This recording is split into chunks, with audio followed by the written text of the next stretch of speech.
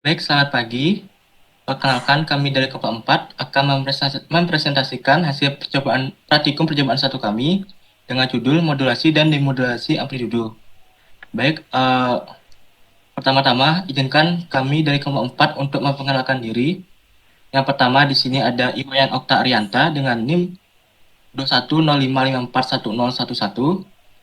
Kemudian Stephen Tulus Parulian Eluya Sitompul dengan NIM 21055541012.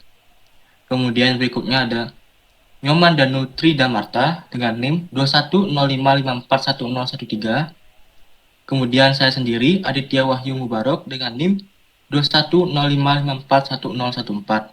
Dan terakhir ada Nyoman Tirta Santiani dengan NIM 21055541015. Baik, untuk mempersingkat waktu, saya sendiri Aditya Wahyu akan memulai materi tentang modulasi dan demodulasi amplitudo. Yang pertama di sini saya akan menyampaikan tujuan dari praktikum ini. Tujuan dari praktikum ini adalah untuk mempelajari fungsi amplitudo dan demodulasi, juga untuk menghitung indeks modulasi. Nah, berikutnya ada peralatan yang digunakan. Peralatan di sini kita menggunakan metode online, yaitu octaveonline.net. Kemudian tentunya juga kita menggunakan laptop atau juga bisa PC. Nah, yang berikutnya di sini saya akan menjelaskan tentang teori penunjang pada praktikum percobaan satu ini. Nah, pertama sini akan saya menjelaskan adalah modulasi. Modulasi itu adalah proses penggabungan antara sinyal berfrekuensi tinggi dengan sinyal berfrekuensi rendah. Untuk implementasinya dapat dilihat di stasiun radio, di mana dia menggunakan modulasi agar bisa pendengar menerima suara dari si penyiar. Kemudian amplitudo modulasi atau modulation amplitude adalah proses penggabungan sinyal informasi dengan sinyal carrier yang mengubah parameter amplitudonya tanpa mengubah frekuensinya. Nah, amplitudo modulasi memiliki beberapa karakteristik. Di antara lain adalah yang pertama, amplitudo sinyalnya hanya amplitudo sinyalnya yang berubah. Kemudian frekuensi dari sinyal pembawa tidak berubah. Kemudian lagi ada amplitudo sinyal carrier berubah-ubah sesuai dengan sinyal informasinya. Kualitas sinyal yang diterima linear dengan daya sinyal yang diterima. Yang terakhir itu karakteristiknya adalah bandwidth dari modulasi amplitudo lebih kecil dibandingkan dengan bandwidth modulasi lainnya. Nah, untuk prinsip kerja dari modulasi amplitudo adalah sebagai berikut. Digambarkan dalam 3 proses, yaitu input, proses, dan output. Nah, di input itu terdiri dari sinyal informasi dan sinyal carrier yang diinput ke amplitude modulator. Kemudian dalam proses itu, sinyal diproses dimodulasi pada amplitude modulator. Kemudian outputnya itu adalah sinyal sudah termodulasi. Nah, di sini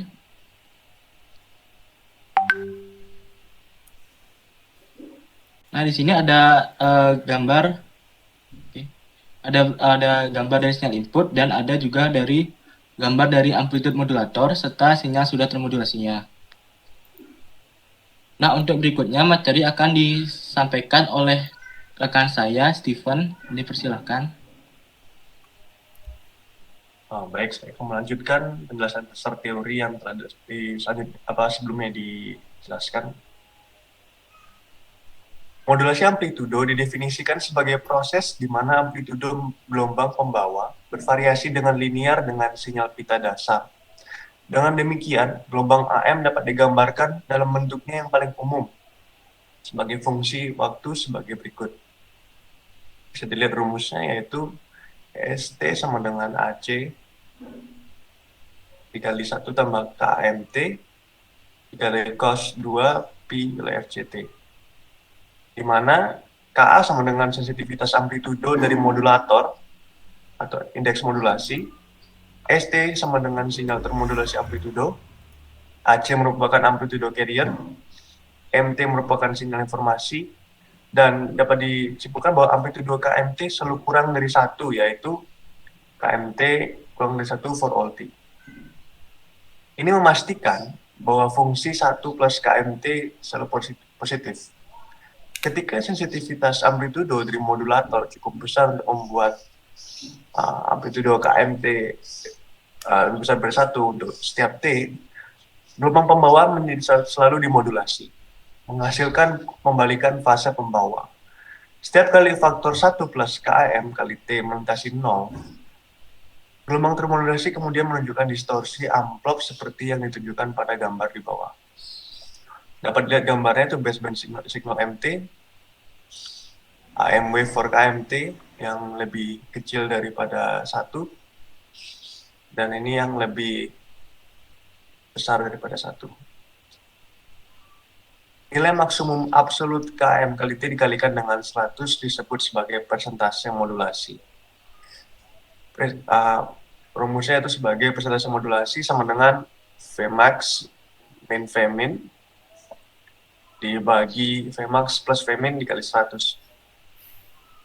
Frekuensi pembawa Fc jauh lebih besar daripada komponen frekuensi tertinggi. Dan dari sinyal pesan yaitu Fc lebih kecil pada W, lebih besar pada W, di mana W adalah bandwidth pesan.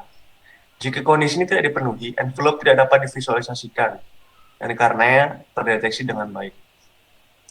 Demodulasi adalah proses pengekstrasian dari sinyal informasi dari carrier yang sudah termodulasi. Proses demodulasi harus benar-benar cocok dengan metode modulasi. Jika tidak, maka proses pengekstrasikan tidak akan terjadi.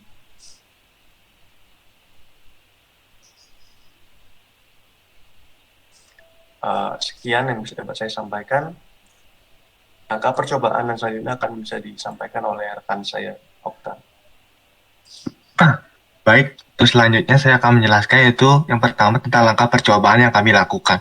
Untuk langkah percobaannya yang pertama di sini kami menggunakan MATLAB online atau Octave online. Yang untuk cara yang keduanya adalah kami menginputnya coding yang telah diberikan ke Octave online. Seterusnya runningnya di MATLAB online dengan list sebagai berikut, dengan coding sebagai berikut. Nah, untuk inputan yang kami gunakan itu seperti berikut, yaitu masukkan nilai magnitude sinyal carrier pembawa sama dengan 5, sinyal baseband informasi sama dengan 2, frekuensi sinyal baseband 10, frekuensi sinyal carrier 100, dan frekuensi sampling 1000. Nah, untuk kondisi kedua, kami mengulangi langkah tersebut dengan memasukkan nilai magnitude sinyal carrier sebanyak 2, sinyal baseband 5, nilai frekuensi sama dengan poin nomor 4, dan juga yang lainnya sama dengan nomor 4. Baik, kami akan membahas ke hasil percobaan. Untuk hasil percobaan pertama yaitu di kondisi 1 dengan magnitude sinyal carrier pembawa 5, sinyal baseband informasi 2, frekuensi sinyal baseband 10, frekuensi sinyal carrier 100, dan frekuensi sampling 1000 mendapatkan hasil seperti berikut dengan hasil percobaan grafik 1 sebagai berikut, dan untuk spektrumnya seperti di gambar berikut. Nah, untuk kondisi kedua, kami menggunakan nilai yaitu magnitude sinyal carrier pembawa 2, sinyal baseband informasi 5, frekuensi sinyal baseband 10, dan frekuensi sinyal carrier 100, dan frekuensi sinyal sampling sama dengan 100. Mendapat hasil berikut ini, dan juga spektrumnya seperti ini. Baik, untuk selanjutnya saya akan menjelaskan tentang setelah kami melakukan percobaan ini, kami menganalisisnya dan mendapatkan analisa sebagai berikut. Yang pertama, kami menganalisa perbandingan sinyal informasi, yaitu yang di sini dengan yang di atas. Kami mendapatkan hasil berdasarkan percobaan tersebut pada gambar di atas. Kedua, sinyal informasi tersebut memiliki frekuensi yang sama. Perbedaan dari kedua sinyal informasi tersebut yaitu terletak pada amplitudonya. Walaupun pada gambar tidak terlihat perbedaan amplitudonya, namun kita dapat mengetahui nilai amplitudo yaitu sama dengan nilai puncak tegangan dari hasil percobaan. Sinyal informasi pada percobaan 1 memiliki puncak yaitu 2, dan untuk percobaan kedua memiliki puncak yaitu 5. Baik, untuk selanjutnya analisis yang kedua yaitu analisis perbandingan sinyal carrier atau pembawa. Nah, setelah kami analisis, kami mendapatkan berdasarkan hasil percobaan sinyal carrier di atas bahwa percobaan 1 dan percobaan kurang lebih sama.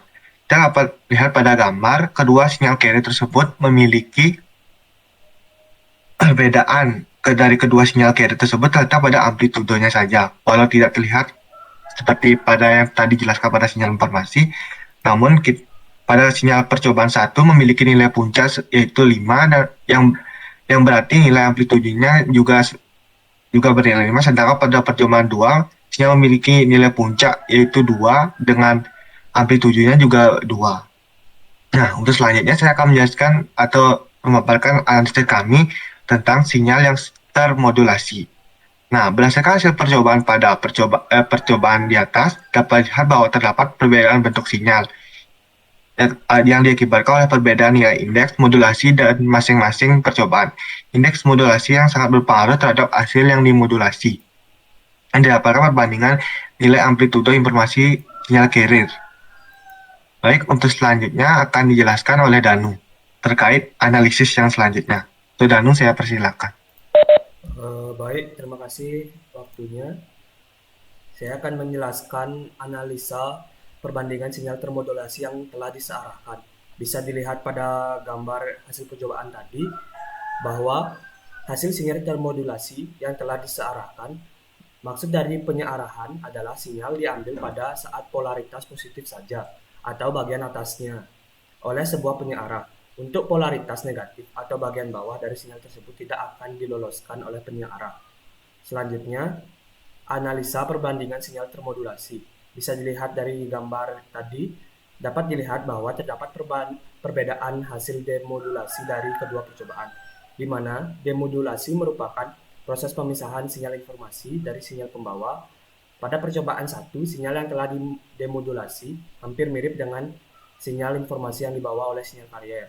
Hal tersebut diakibatkan indeks modulasi sinyal termodulasi merupakan indeks modulasi yang normal dengan range 0 sampai dengan 1, sehingga hasil demodulasi bisa dikatakan hampir mendekati sinyal informasi, namun tidak benar sesuai karena adanya noise sewaktu proses transmisi.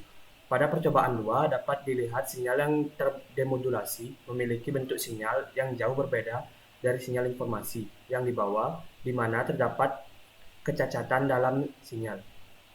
Hal tersebut diakibatkan karena indeks yang lebih besar dari 1, sehingga menyebabkan distorsi yang mengakibatkan adanya sinyal yang cacat ketika diterima. Selanjutnya, saya akan menganalisa perbandingan spektrum frekuensi. Dapat dilihat spektrum frekuensi dari percobaan kedua. Terdapat 3 buah frekuensi, yaitu frekuensi carrier, frekuensi upper sideband, dan frekuensi lower sideband. Pada percobaan 1 merupakan kondisi spektrum frekuensi modulasi amplitudo normal, di mana frekuensi carrier jauh lebih besar dibandingkan frekuensi pemodulasi atau sideband yang bisa dikatakan amplitudo modulation double sideband full carrier. Pada percobaan 2, dapat dilihat bahwa frekuensi pemodulasi atau sideband lebih besar daripada frekuensi carrier. Hal tersebut diakibatkan amplitudo sinyal pemodulasi jauh lebih besar daripada sinyal carrier. Selanjutnya akan dilanjutkan kesimpulan oleh Tirta.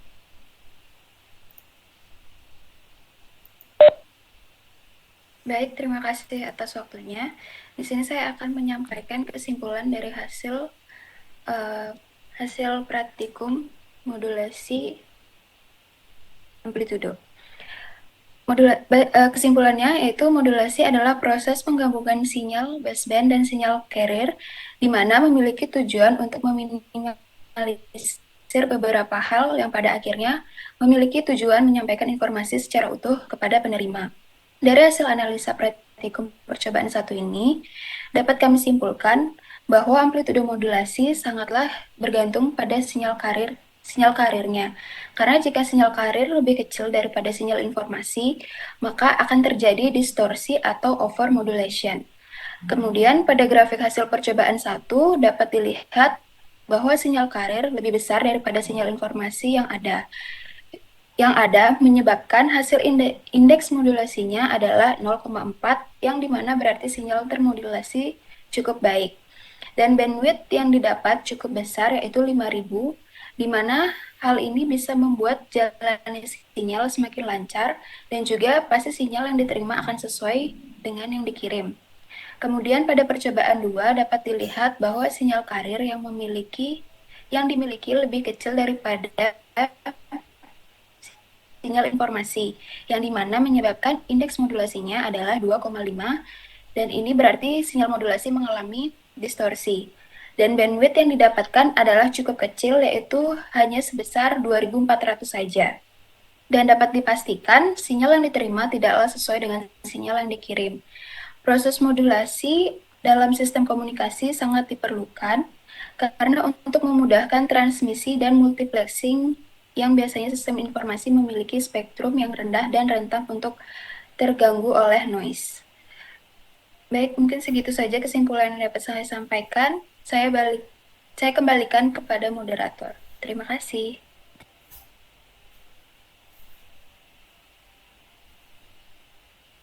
Baik, mungkin sekian presentasi dari Praktikum Percobaan 1. Jika ada salah kata, kami dari kelompok 4 meminta maaf. Sekian dan terima kasih.